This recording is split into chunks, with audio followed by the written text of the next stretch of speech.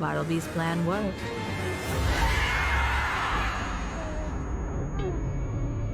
No. No. No one was angry or sad or scared. No one was anything. And then, no one was left.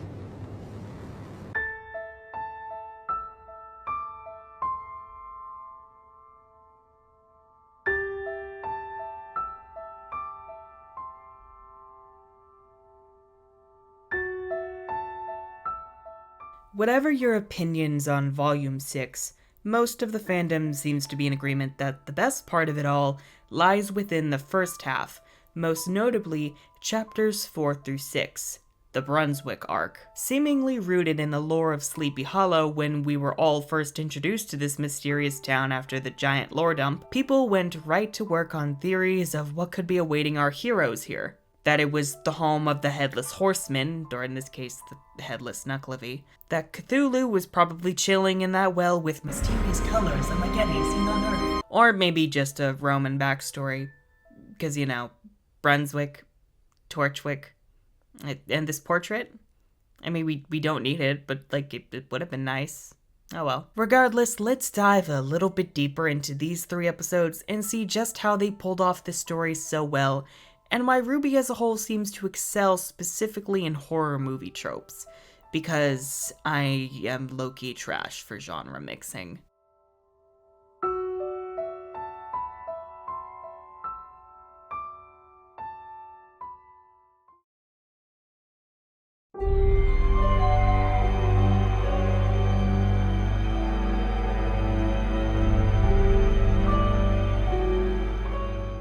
The most common complaint I've seen regarding this arc is that it's filler, that it's pointless, has nothing to do with the plot, and thus if it was removed, nothing would be changed. To which I have several points. The first of which is, things would have changed if it was removed? I feel like people, misunderstand what filler actually is. Filler is really any kind of content that fills the space between plot events.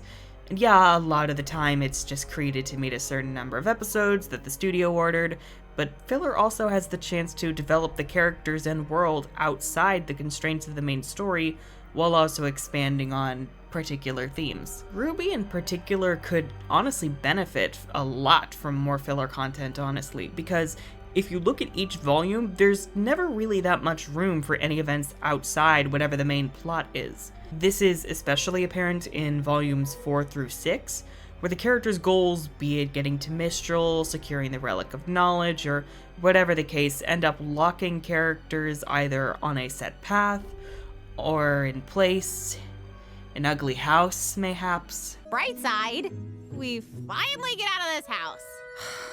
When you look back at shows like Avatar: The Last Airbender, a lot of people's favorite episodes are The Tales of Ba Sing Se, The Beach, The Puppet Master, The Ember Island Players, all episodes that do great jobs with world building, character depthening and development, and even simply telling an engaging story to the audience. And all episodes that have very little to do with the overall plot of defeating the Fire Nation. But the Brunswick arc actually is connected to the main plot, in the sense that it's the characters trying to reignite their motivation to protect the world and the relics from Salem, despite the fact that they've learned that it's literally impossible to destroy her. There is no beating Salem.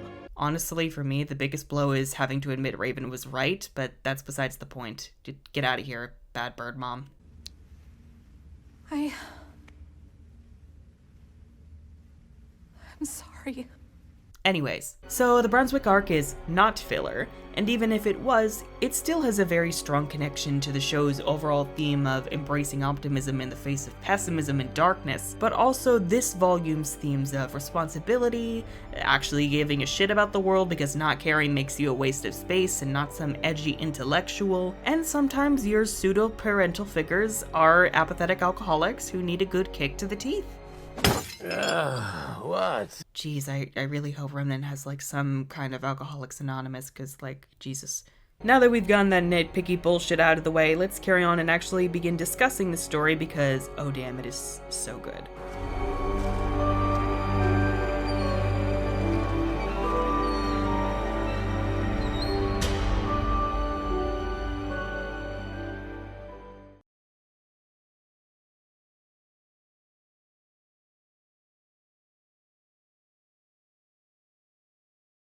Okay, so we're gonna be recording today The Good of RWBY Volume 5.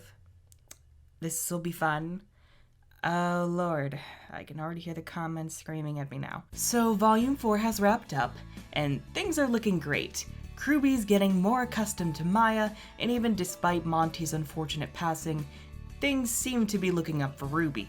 Miles and Kerry are feeling on top of the world, and that's when they get to work on the next chapter. Or rather, volume.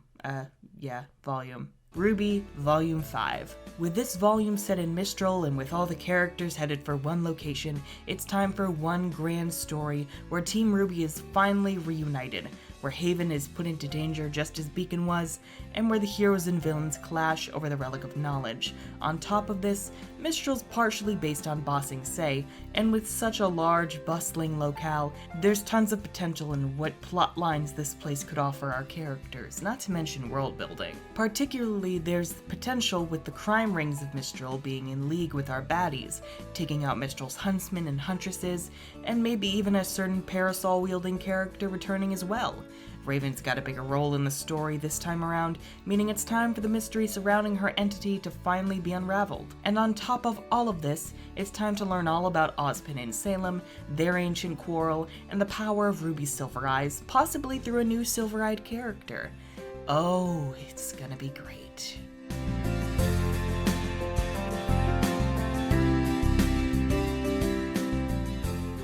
But, whoops, we spent all our budget on 3 useless character shorts, excessive marketing, and 5 minutes of Monica Rial, and we didn't finish the episode scripts till the show was already airing, and the corporate overlords demand a new volume of RWBY every single year. So, cut most of those plots so we don't have to make too many new character models or animations just beyond standing, sitting, and talking.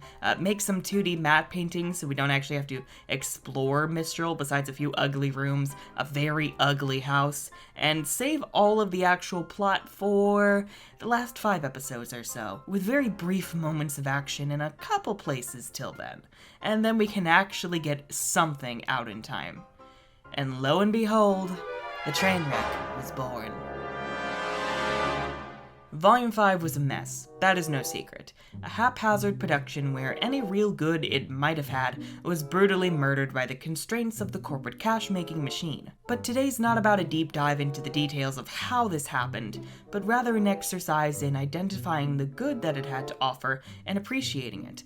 I mean, we're going to be discussing how it happened a little bit, because that matters, but you know, that's a future video, I guess. Volume 5, how did it happen? And you just see Blake's horrified face in like the thumbnail, and throwing some clashing red and green for like a clickbait thumbnail that'll like grab the eye of the viewer. And it looks like you just grabbed a still from Stony Vegas and then put in like the Verdana font text and did nothing else.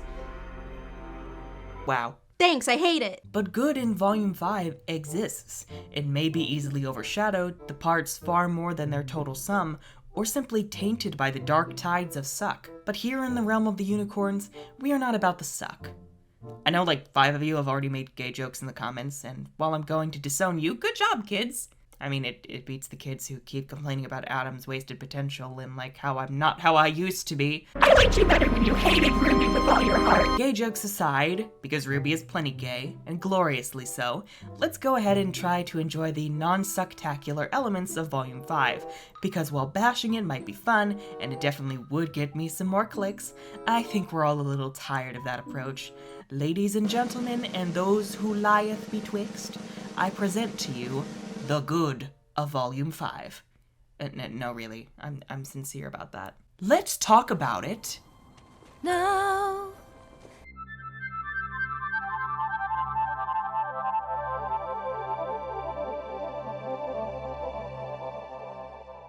Probably the weakest and least popular storyline of Volume 4, aside from the farm child who shall not be named because, while I may love him, dear lord his writing is questionable, it's Blake's.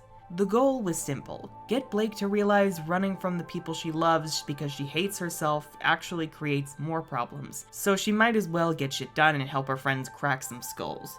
Non-violently, of course, but you get what I mean. But Ilia wasn't much in the way of an antagonist for Blake's storyline, only showing up once, and same for the creepy Albane bros. Yes, Blake's story is more focused on internal conflict, and she had the necessary conversations to get through it with Gira and Sun. But other than that, it's mostly walking around the crowded but not actually crowded menagerie. God damn it, Bor! And a sea dragon fight with very odd physics. This is where Volume 5 comes in.